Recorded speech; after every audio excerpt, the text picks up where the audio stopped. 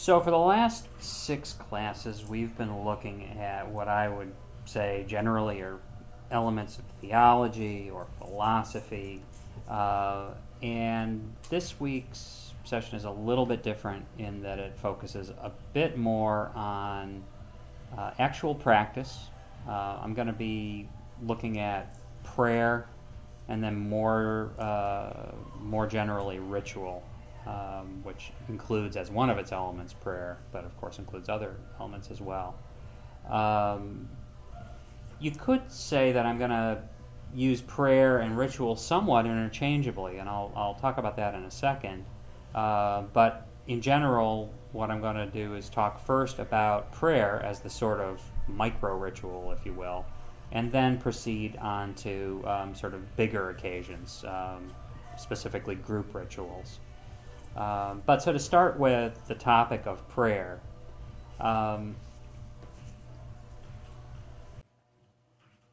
in terms of defining prayer, I've never really found a definition that I find personally particularly satisfying. So to some degree, I'm going to punt and not try to offer a formal definition. I will say that prayer is, I think pretty obviously, an act of worship. And worship is a word that comes from Anglo-Saxon roots that imply, quite literally, the giving of worth, the acknowledgement of the worth of, in this case, some being or group of beings, or some other target of one's praise. Prayer is an act of veneration, and veneration is another word with an interesting etymology because it implies love or affection for when one venerates. So there's a pattern there, that when we talk about worshiping someone or something, if we talk about venerating someone or something, we're expressing value. We're expressing our feelings of regard and sense of worth, of the value that that being or beings have for us as individuals. And so one thing we can do to make that concrete, both for ourselves and presumably for the object of the veneration or the worship, is to offer prayer, is to speak words, typically, or perhaps craft other modes of expression, craft in other modes of expression that express what it is that we want to say to the target of our worship, that make explicit just how much worth, just how much veneration we're offering, that we're attempting to communicate through prayer our high regard for, our sense of need for what it is that the object of our prayer can provide. There's a lot of different forms of prayer in spiritual traditions around the world and throughout history. I want to focus on what I think are probably the three most common categories, but I want to say, at least in passing right now, that, as I indicated a moment ago, when I talk about a prayer being for a particular purpose, one can think more generally of rituals also being able to address these purposes. And as I also said in passing, you can imagine a prayer as a sort of a mini ritual. Most of the elements, or at least most of the important elements that I'm going to attribute to rituals more generally, are found in prayers. And so this brief list of purposes for prayers can also be taken to be a list of possible purposes for rituals more generally. One reason people offer prayer is to give praise. And that's, in a certain sense, the purpose that I just sketched a moment ago in talking about how in offering a prayer and saying a prayer or otherwise crafting a prayer, we're making concrete our admiration, our veneration for the target of our prayer, the object of our prayer. And so we can offer prayer simply to express praise for a deity or an ancestor or the like. Why would one do such a thing? We're not asking for anything in return when we do that, are we? Well, one of the underlying principles of modern Druidry, as I see it, is the maintenance of a reciprocal relationship with the gods and goddesses, with the ancestors, with other important spirits that one might wish to form a beneficial relationship with. And so by offering up praise without necessarily asking for anything in return, on this view of things, by doing that, one is inviting a favorable response from the object of one's worship. At the very least, one is empowering and sustaining the ongoing relationship with the object of worship. Probably a more common form of prayer, maybe not necessarily among pagans, although probably, and certainly I think among spiritual traditions more generally, is a prayer for intercession. Asking for the object of one's worship to intervene in one's life in a presumably positive way. You may pray to a deity for a new job or a new car. You could include in this category prayers, or just to throw the word out there, magic spells of banishing or protection. You're asking whatever the external power is to keep something away from you. That's another form of praying for intercession or performing a ritual for intercession. And a third category, a third purpose that I think is not necessarily unrelated from the first one, are prayers of thanksgiving. And I guess that one could say that that's related to the second purpose as well. If the object of one's worship has affected something beneficial in one's life, it's appropriate to pray, and many people do pray, to give thanks for that. And in a certain sense, we're back around to what I said was true of the prayers for praise, where having received some benefit, or at least having a perception of having received benefit, it's important to keep the relationship dynamic and moving forward and keep it reciprocal by offering thanks, which is in a sense a form of praise. It's acknowledging the effectiveness of the deity, the spirit, the ancestor, again, what have you, in one's life. So there's a sort of a dynamic cycle there between moving a relationship forward through the giving of praise, and I'll suggest later on also the giving of offerings. Occasionally one might presume upon the relationship and ask for assistance. And if the assistance has been rendered, it's only appropriate, it's only courteous, and it's only good form in a reciprocal relationship to give thanks for having received the benefit. Well, I keep talking about objects of prayer, objects of worship, the target of a prayer. That's a word I use a lot. How does one address the object of prayer?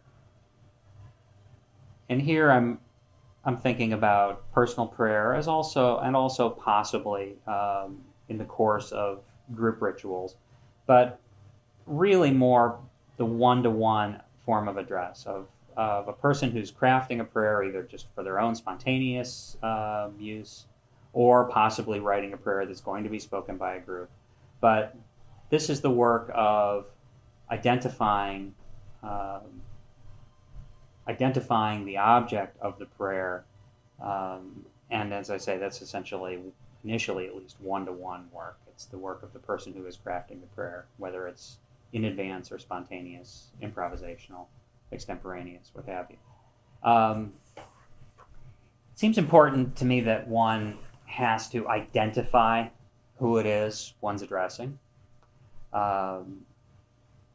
There are a lot of different words you could throw around that would sort of narrow down what that means, and they're not necessarily mutually exclusive. Sometimes they reinforce each other.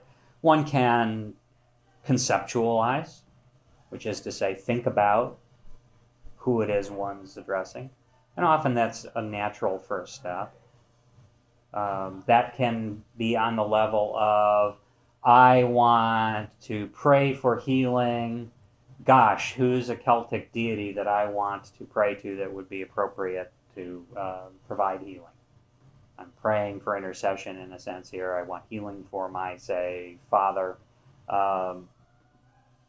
Who can I think of that I should offer this prayer to? You may already know. This may be something that has come up in the past, on other occasions, and for other reasons, or you're simply well aware of the attributes of one or more deities that you've been working with.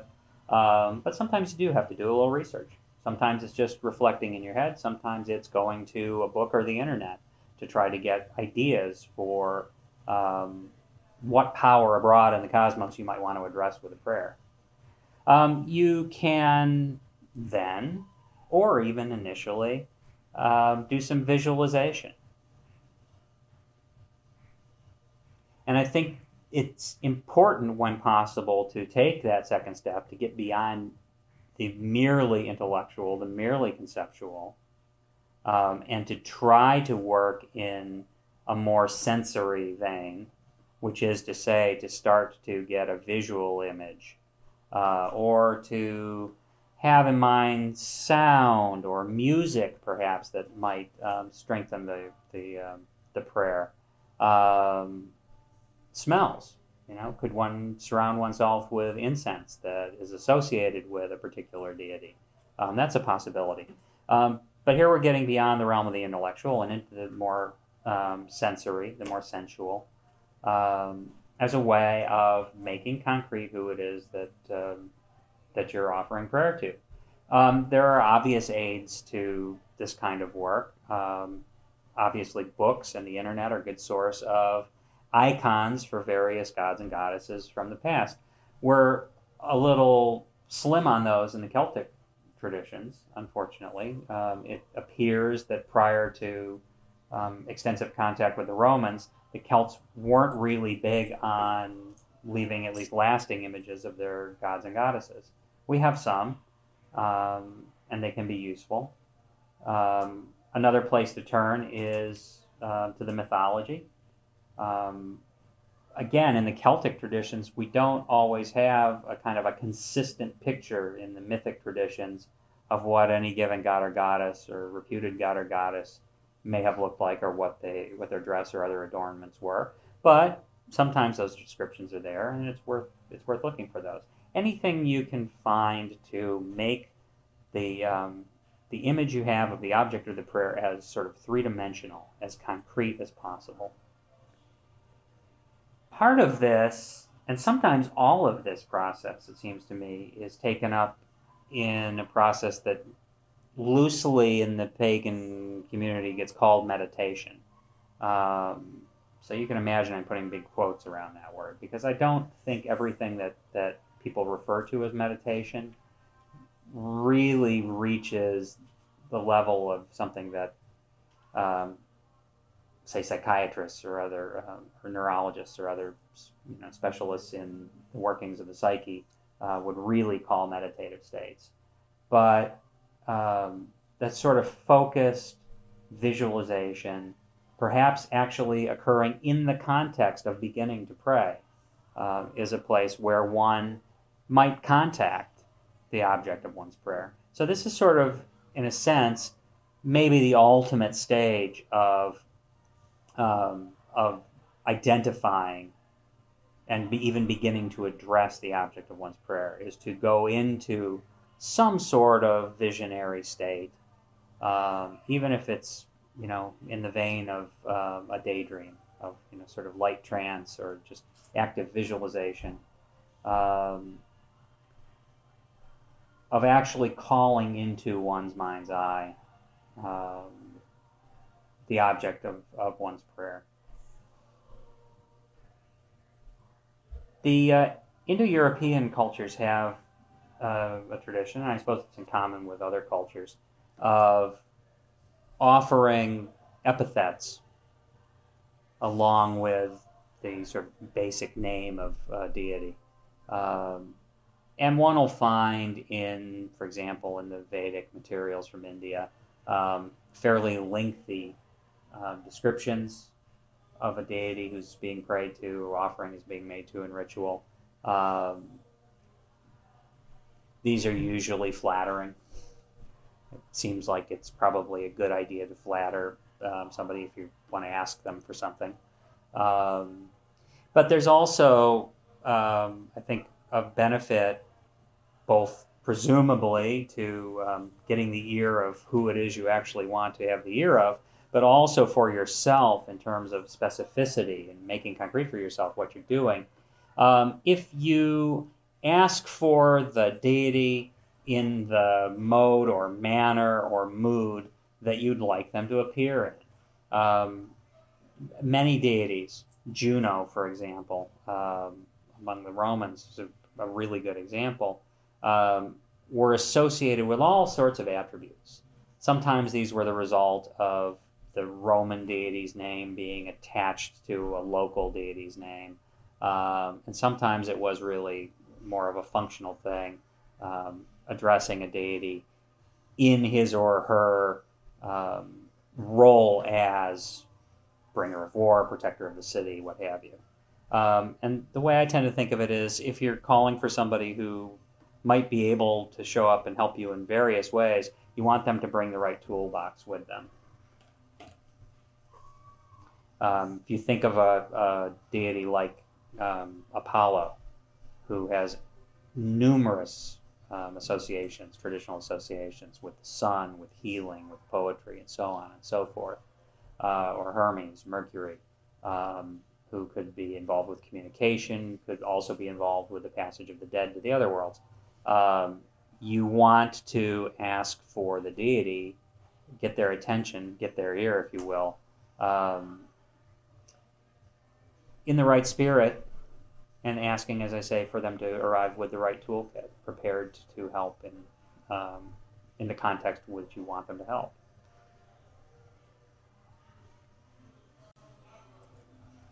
Prayer, I think, can be strengthened by any number of things, not the least of which is attention to, care paid to the rhetoric one uses. This doesn't mean that all prayer needs to be lofty, faux Shakespearean pseudo-poetry. But it does mean, and this harkens back to something I spoke about in the very first lecture in this series, being sure that you mean what you say and that you say entirely what you mean, that you say it in at least the clearest possible terms, the fullest possible terms.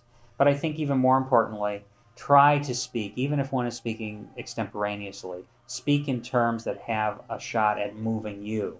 Because if you feel moved, if you feel charged by what you're saying, if you feel like it's really expressing what you're feeling in the depths of your soul at the time that you're speaking it, odds are it will move the hearer. So aim for language that's worthy of the occasion. It's probably the simplest way to put it. Doesn't mean you have to be a poet. Doesn't mean you can't pray extemporaneously, spontaneously. But it does mean that the value of whatever it is that you're seeking to get out of the occasion of praying ought to be reflected as best as possible in the quality of how you ask for it, of how you express it. So take a moment to at least get settled in your thoughts, in your purpose. Even take a moment, even if you feel moved to pray spontaneously. I don't think it's ever wrong to stop and think about what it is that you want to say and to give yourself an opportunity to craft how it is you want to say it. Another really obvious way of strengthening prayer is accompanying it with offerings. Offerings can be as simple as incense. It can be as simple as, I suppose, offering the energy of the wax of a candle, lighting a candle to accompany the prayer. There is at least a token, however trivial, expense of the fuel that's there in the candle.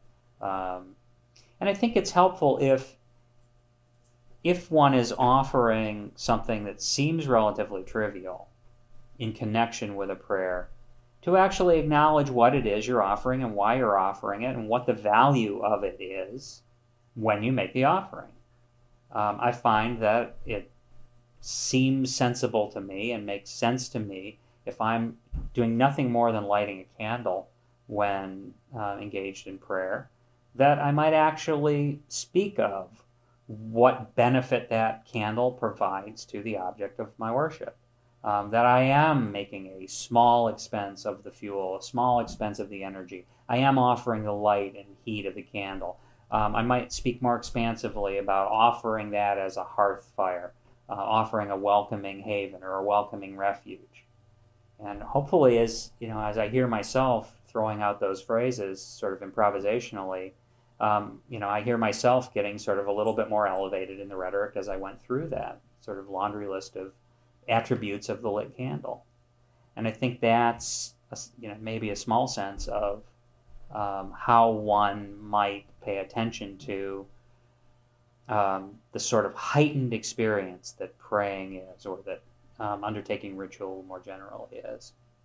No matter how spontaneous, no matter how seemingly trivial, there's still something heightened and important about it. You are approaching the numinous, the great mysteries.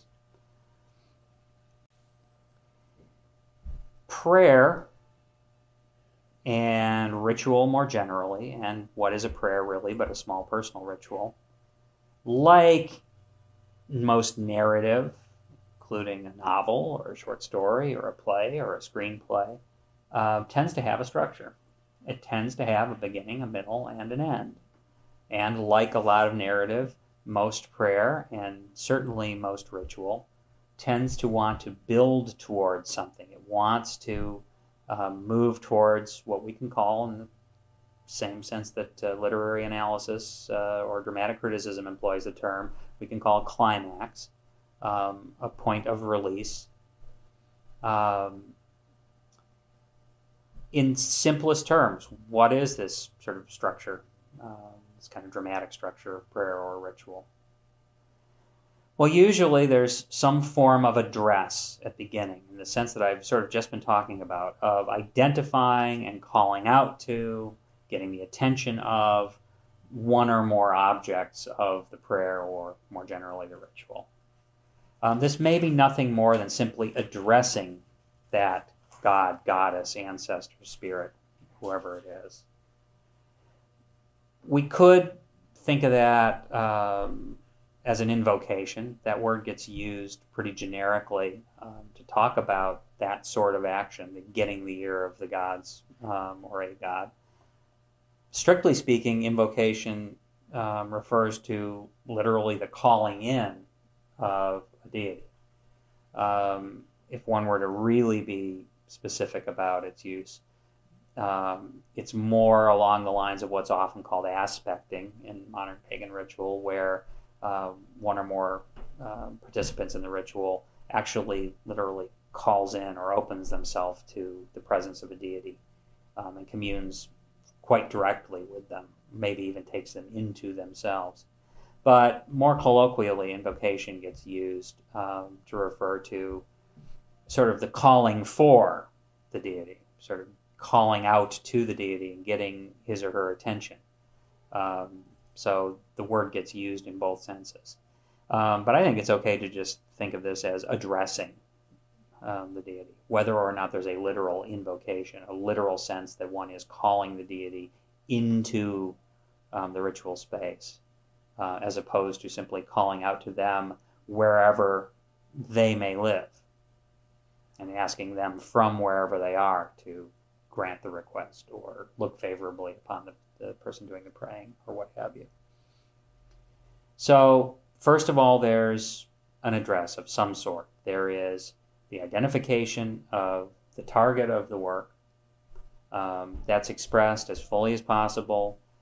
If there is a literal invocation going on, one assumes that it's done satisfactorily, that it's carried out till everybody involved, whether it's one or more people, is satisfied that it's complete and that the object of the worship is actually present. Then there's usually some sort of statement of purpose. Sometimes it's implied. If you start in praising the being that you've just invoked, it's pretty clear that your purpose is to praise him or her. Sometimes you might actually say, welcome, Zeus. I stand before you, or stand with you, or stand beside you to offer you praise, and then to go ahead and praise. If one is asking for something, if you're asking for intercession or the like, then it becomes a little bit more important to state the purpose. Because, as again I laid out in the first talk in this series, if you're not careful what you ask for, you may get it in a way you didn't count on. So it's important to, again, I think to use the example I used then, if one is trying to get an end to drought, to be careful to not end up getting a flood or a mudslide. So clearly delineating what it is that you're praying for, if there is a purpose, if there is an outcome that one's looking for immediately or perhaps down the road, that tends to happen next. Having gotten the attention of whoever it is you want the attention of, now one starts to lay out why it is you've bothered them in the first place. Often then, this is sealed with some sort of vow or oath. I'm going to talk about votive offerings in a couple of minutes here. And a votive offering implies an offering that is made to seal, or at least to accompany a vow or an oath. And that's actually a good purpose for prayer that I didn't really mention in the first laundry list. Getting the attention of the object of one's worship to take an oath, make a vow. And then finally, and this is probably more true of rituals than personal prayers as often as not, there may be an offering. It's particularly traditional in Indo-European cultures if one is making an oath, taking some sort of vow, to seal that with some kind of offering. If someone, particularly if you're asking for help, like healing, archaeology has bequeathed to us no end of troves of offerings at important healing shrines where somebody has thrown into the water a tangible offering, sometimes even a replica in metal of a limb that presumably was ailing and needed healing. So a gift of some sort is often offered to the deity in a final gesture of respect in hopes of getting the outcome for the prayer that one wants. So I'm going to talk a little bit more about offerings generally.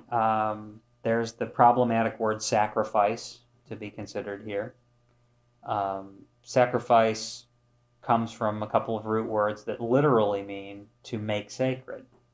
And the traditional sense of sacrifice was that in sacrificing something, one is taking it out of the human realm and giving it over to the use of the divine, whatever that is, one or more gods, perhaps the ancestors, the local volcano, what have you. That the implication of sacrifice is that what's being offered is of value. It might be something that custom or tradition says is only valuable to the deities. It's not necessarily valuable to human beings, and that it's offered because the deities like it. I've read that among the Greeks, at least at certain times or certain places, the part of the cow, the slaughtered animal that would be offered was a bit of innard that was not particularly palatable for people, but it was conveniently a choice bit for the deities. How lucky for us. The human participants got to chow down on the rest, and the deities got their choice bit that human beings conveniently didn't want. That's the most cynical example of this, I suppose. But I suppose there must be others.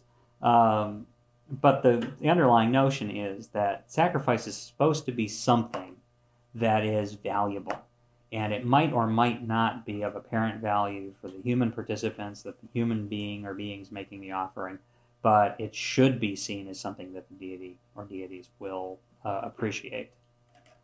For the Indo-Europeans, a lot of sacrificial customs, offerings that were made, were part of a general ideology of the practice of sharing a meal with the gods and goddesses. That what much of Indo-European ritual custom was about was hosting the gods and goddesses, or one or more god or goddesses, at a meal, inviting them to the hearth side, and then, in a sense, breaking bread with them. As a result, we see a lot of offertory customs that revolve around pouring of libations of particular beverages, or even blood. I'll come back to blood and animal sacrifice in just a moment. And the offering of food. And that continues down into the modern era in folk practice, leaving out plates of food for the ancestors at important times of the year, leaving food for the fairies, that sort of thing.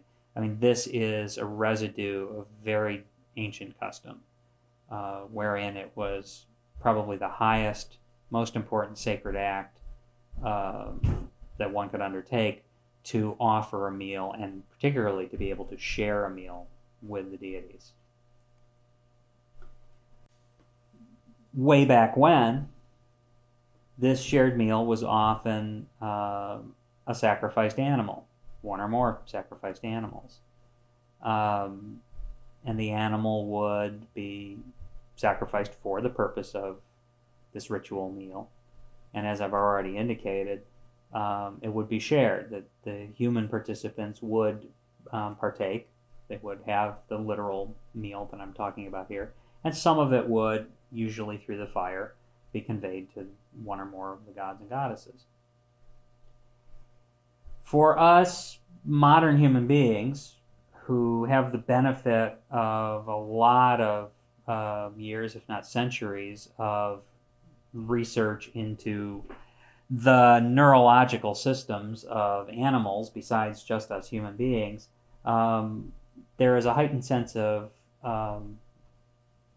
the problems, ethical and otherwise, of cruelty to animals.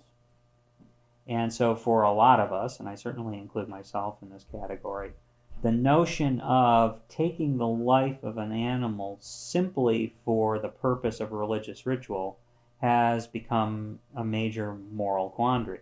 For the ancients, it wasn't. They understood that things like particularly horses and cattle were expressions of wealth. They were valuable commodities. They were, in some senses, equivalent to money. And the dispatching of a cow or a horse, say, even when it was going to be eaten, at least partially, by the human participants in ritual, was a huge expense of wealth, of personal wealth, and therefore an expression of real value being offered to the gods and goddesses. These days, a lot fewer people have personal herds of cattle out of which to draw one animal that can be slaughtered and partially offered to gods and goddesses or ancestors or other powerful beings. Consequently, there's a certain amount of talk around sort of sacred hunting, of the offering of meat from a deer that one has killed, and that sort of thing. And while I think that that's an interesting and honorable approach to the practice of hunting, I think what's often not considered very clearly or very deeply is, again, the sense of giving something out of human use to the deities, which is to say, sacrificial offering ought to be something that you are giving up as a gift that you have, something of, in a certain sense, your property, that you are transferring to divine usage. Going into the wild and killing a game animal for this purpose is a little tricky, because you're not really withdrawing something sort of from your own possessions, from your own personal economy, to give over to the object of one's sacrifice. So even there, while I think there is something kind of interesting and potentially ennobling about treating the act of hunting, assuming one is already engaged in it, as a sacred activity, I think it's still worth thinking about the deeper ethics, the deeper morality of it, of just what the purpose of sacrifice is, and how one identifies what meaningful offerings are. At the other end of the spectrum, in a certain sense, for a lot of modern pagans, certainly a lot of modern Druids, myself included, there is a notion that praise offerings are of distinct and tangible value to the objects of one's sacrificial offerings, that offering, say, a song or a poem that's been written or at least learned that specifically praises the object of one's worship is a meaningful offering. I guess the conceit there would then be, and I certainly like to share this idea, that the object of the song or the poem, or perhaps the painting or sculpture, carries that praise or the song or the poem forward, that they, in a certain sense, are hearing it and learning it, that it enriches their existence. Whether or not that's true, I think in the human realm, both in the mind of the person who speaks or sings, and also in that of people who may be around to hear the song or the poem, there is something about feeding and enriching the stature of the god or goddess who's being praised, that it does, in a very meaningful sense, feed them in a way that's probably not dissimilar to how one would have assumed that they were fed by a bit of beef that was thrown into the fire. So I think it's worth keeping in mind when doing sacrificial ritual work, doing ritual or personal prayer that revolves around making tangible offerings. And by tangible, I don't just mean physical, something you can touch with the sense of touch, but things that you can hear as well, like song and poem. That ultimately one is attempting to share a meal, in the sense that one is attempting to feed and sustain, and that is to say, to nourish a god or a goddess. Now, this process of feeding, this process of nourishing, this process of sustaining, or of enriching, or ennobling, you can use any of those words, can be used for specific ends, and I've already suggested that one of them, for example, is the so-called votive offering, the offering that accompanies a vow, that seals an oath. And there we see the value of the offering being a measure of the seriousness of the oath.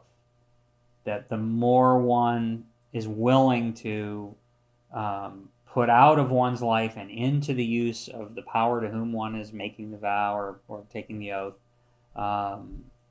is in a certain very real sense a measure of how serious the oath taker is about the oath. And even if one doesn't have a deeply supernatural sense of what the gods and goddesses are, I think it's psychologically relevant. It's maybe even psychologically healthy when one is stepping up to the plate and promising to do something that presumably is a positive step in one's personal life, that it's an important enough step, and that one is serious enough about it that one is willing to take the time to craft a poem, learn it, and speak it, say, in a public setting, or to make some sort of physical offering of something that has some tangible value. Again, especially if it's done in a public setting, or it's witnessed, because all of that reinforces one's own serious intent to take action in one's life, to move forward and fulfill the vow, the oath, what have you. So the vote of offering, whether it does or doesn't have value for some independent being, God, goddess, ancestor, spirit, what have you, it certainly is, for the self and for any witnesses, a real marker of seriousness about change, about undertaking change, the change that's expressed in the oath or the vow. So I want to spend the rest of the time talking about ritual. And by ritual here, I'm going to touch on personal ritual, private ritual, but mostly for the balance of the time I'm going to be talking about ritual performed by more than one person, group ritual. Whether or not it's public is another issue, but mostly we're talking about group ritual for the balance of the time here. Like sacrifice, I think ritual is a word that's gotten a bad rap over the years. It sometimes takes on the connotation of something that's done repetitively without serious intent. You might hear the word empty or hollow attached to it, or mere ritual, in the sense of somebody just going through the motions and repeating something because it's what they've always done in a kind of uncritical or unreflective manner. And in my mind, true ritual, certainly ritual in the sense that a modern Druid would undertake it, is absolutely the opposite of that. And again, this goes back to where I started the series and the talk about will and word, in the sense of one being quite serious and quite conscious about what one says and does, and always speaking with purpose. And that more generally, in the Druid tradition, an awful lot of emphasis is placed on the sacred character of uttering speech, of crafting and speaking words. That is sort of the quintessential creative act. And so whenever one creates, however one does it, sacred place and sacred time, and then begins to speak and engage in other actions, such as sacrificial offering, it's important that it be invested with purpose, that it not simply be rote, not be merely empty ritual, repetitive ritual, but rather be purposeful. I've already laid out, in talking about purposes of prayer, some possible specific purposes that one might undertake ritual, to ask for intercession, to offer praise, to offer thanks, etc. More generally speaking, when we're talking about more than one person involved in this sacred activity, what might one be trying to accomplish? And I think there's an overriding word that one can attach to the undertaking of ritual, and that is connection, forming connection. And I think when ritual happens, it forges connection on at least one level, and hopefully more than one level. At the very least, if more than one person gathers to perform ritual, you're forging a connection among members of the community. At the very least, you're creating some kind of general sense of hospitality, mutual hospitality among the human participants of the ritual. If the ritual is managed well, presumably one of the things that's reinforcing this even further is that the members of the community are gathering with a clear intention, with a clear common intention. Even if it's just to get together and celebrate being human, that's a purpose. And if everybody can undertake that purpose in a collaborative spirit, the spirit of mutual hospitality and generosity, and even affection, perhaps, if the occasion's appropriate for that, then you've achieved at least the first of these couple of possible levels of connection forged by ritual. The second level, though, and I think this is what's important to seek in religious ritual, is a connection with the numinous, which is a word I've used, I think, at least couple times before in this series, but which means the wholly other. And by wholly, I mean sort of both H-O-L-Y and also W-H-O-L-L-Y. That is to say, the other than human, the awe-inspiring, the great mystery, and all of that implies. That in performing religious ritual, whether Druidic ritual or any other kind I think you care to think of, one of the major aims is for this community that's assembled, whether it's two people or more than that, to come together with the purpose of connecting with the sacred, with the numinous, with the other. And that those occasions are the most effective occasions, are the most memorable rituals, where there is truly a sense that the community assembled has united in purpose, and in so doing has undertaken a ritual that has given them a sense of the numinous, has allowed them to feel like they've come away from it touching the sacred, whatever that means to any individual involved. So connection, it seems to me, is the single overarching aim of ritual. And when one looks at the word religion and its roots, it's often suggested that the word religion comes from a root meaning to connect or to re-bridge, to reconnect. All of those connotations are suggested as part of the etymology of religion. So I don't think it's inappropriate at all to think of connection as sort of purpose number one for religious activity.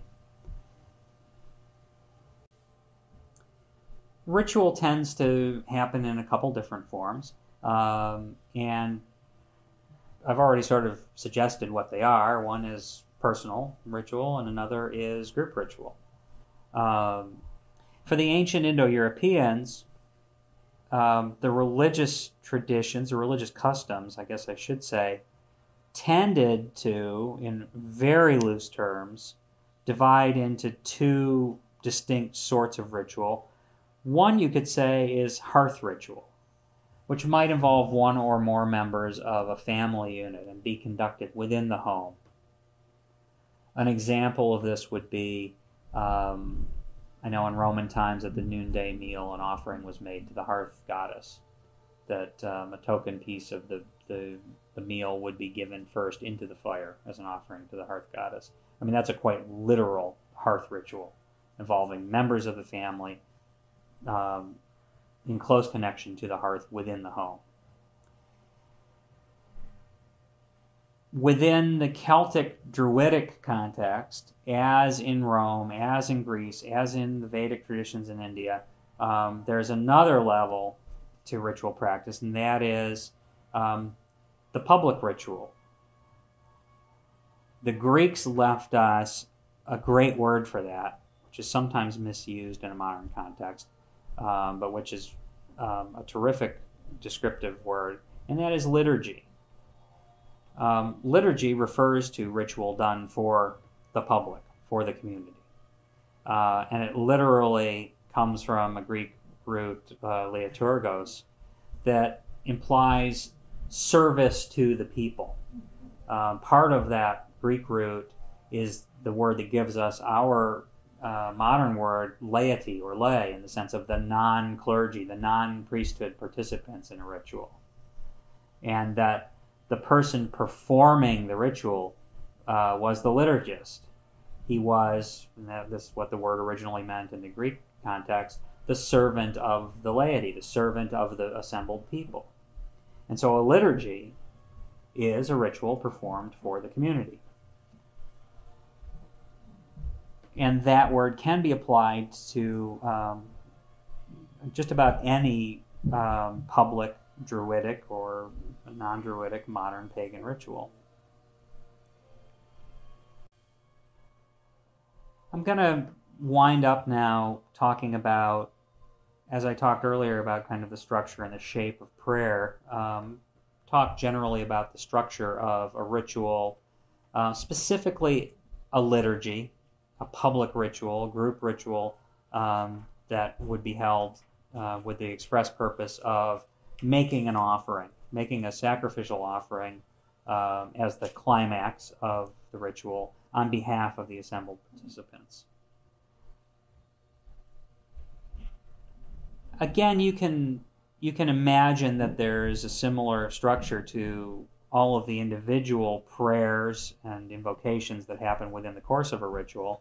Each of them has their own sort of address to whoever is being spoken to, whether it's the cosmos generally or an individual god or goddess or a particular ancestor. That there's going to be some elaboration within the prayer or invocation as to the purpose of what's being spoken, and that it might be sealed with some sort of an offering. But in terms of the larger architecture of the ritual, which, like any good narrative, has a beginning, a middle, and an end, we start with various preparatory actions.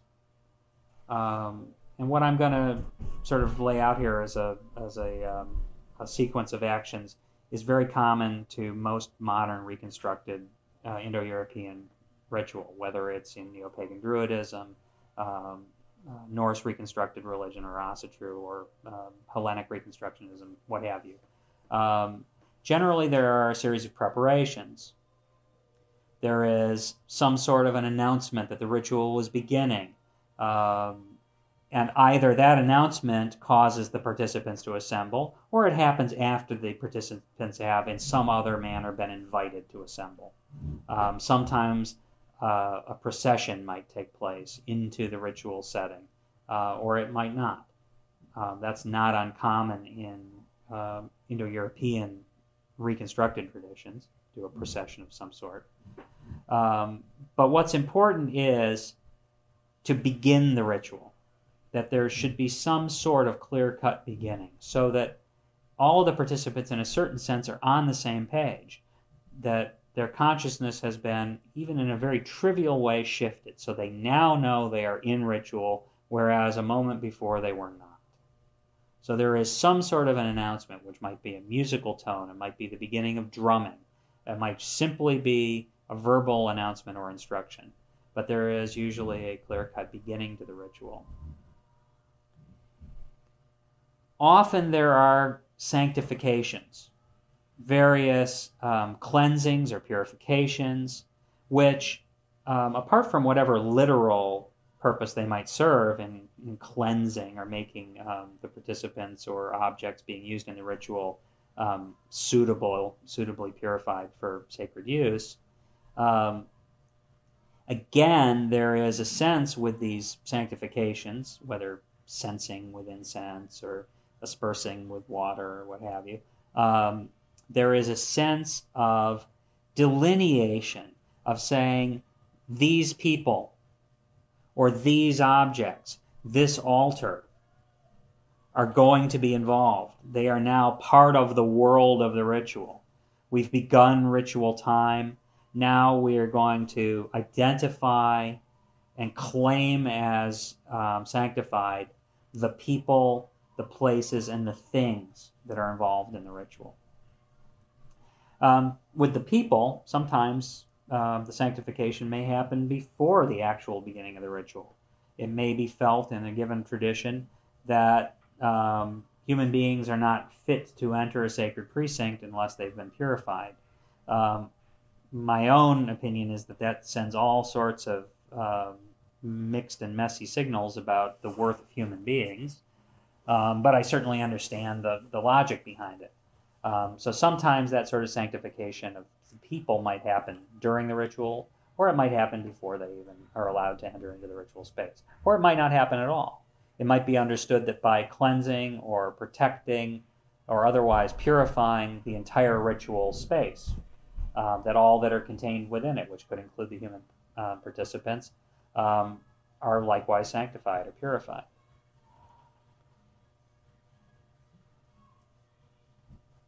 Once the actual environment of the ritual and the tools, including an altar if there is one, or more than one altar if there are, have been identified, have been sanctified, made ready to do their work, then the ritual will move into various prayers and offerings. And here we might find literal invocations. We might literally be praying with accompanying offerings to invite into the presence of the assembled people one or more gods or goddesses or ancestors or ancestral spirits or what have you. These invocations, these prayers, which could be in certain traditions to elemental beings, what have you, are usually undertaken with specific purposes in mind. The aid of one or more beings is asked to help with one or more functions of the ritual. In Wiccan traditions, for example, in calling the quarters, which could be understood as part of the preparations, but is also clearly part of the prayers involved in the enactment of the ritual. Elementals, or even just simply elemental forces, may be asked for, invited in from the four cardinal directions, with the aim of balancing the energies within the sacred space. So there's a clear purpose there, that it's felt that by balancing these energies, the sacred environment within the caste circle, if such has been raised, is going to make for more effective magical working. So that's an example from a Wiccan tradition. In much of reconstructed Indo-European paganism, whether it's Norse, Celtic, or what have you, some sort of protective deity may be invoked, often at the beginning of the ritual, in order to ward off hostile beings. In Asatru rites, for example, the deity Thor, the warrior deity Thor, is often invoked at the beginning to protect the sacred space. So there is, in my experience at least, a gradual move from the slightly more prosaic preparations where things and people are assembled and consecrated into beginning to address and invite, often with offerings as enticements, if you will, the non-human participants, often as active participants, asking them to take on certain kinds of roles, or at least to support the human beings when they undertake those roles. At a certain point in a rite of offering, there is going to be just that, some sort of offering on behalf of the community to one or more non-human participants. It could be collectively the ancestors at Samhain, say. It might be the god Lu at Lunasa, or Bridget at Imbolc. The assembled people are either literally going to provide offering, or an offering will have been prepared and offered with their participation, or at the very least with their volition, with their will and their assent. And it's typically at that point that the ritual reaches its climax, that the offering of the sacrifice from the people to the object of the offering is really what all the preparations, all of the preparatory invocations and prayers to ask for assistance in various ways has led up to. Having made this major offering, and this is something we find in not just in Druidic practice, but also in reconstructed Norse tradition, in the Blot ritual, where there's usually a culmination with a pouring of a libation on the altar, or in Hellenic ritual, where there is similarly often a climactic pouring of libation. In Vedic ritual, some sort of offering into the fire. Once that has been accomplished, the remainder of the ritual is taken up with one or more of the following. There may be a communion, cementing of the connection, if you will, among the participants, perhaps by sharing of a cup that is understood to be charged in some way, to have been consecrated in some way. In the Norse Sumbul ritual, that's pretty much the entirety of the ritual. It's the passing around, usually more than once among the participants, of a horn or cup, accompanied by various oaths or vows. There is usually, even if there is not such a literal communion among the participants, there is at least opportunity for reflection or a sense of dwelling, however briefly, in the aftermath of the offerings and whatever goodwill the offerings have engendered.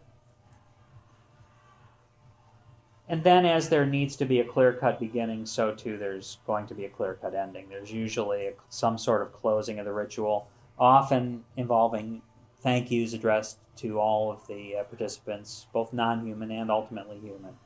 And then some sort of clear-cut closing to the ritual that ends ritual time and space in the same way that the clear-cut beginning started off the ritual, claimed the time and claimed the space for sacred purpose.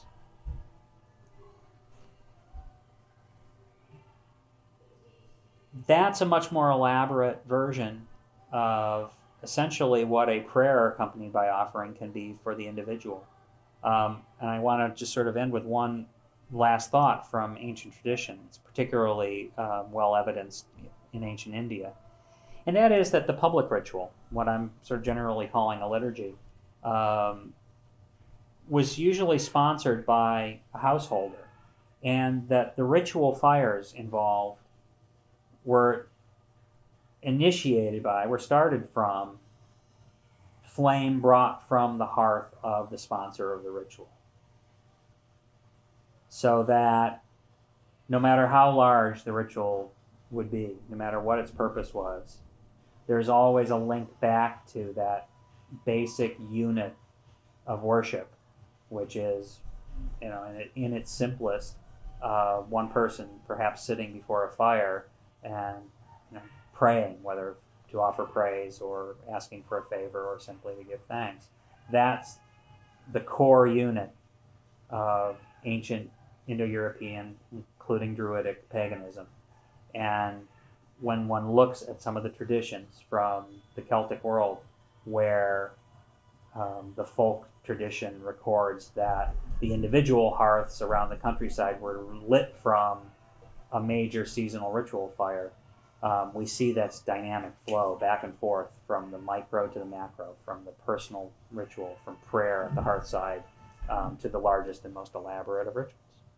And that is our discussion of rites of offering.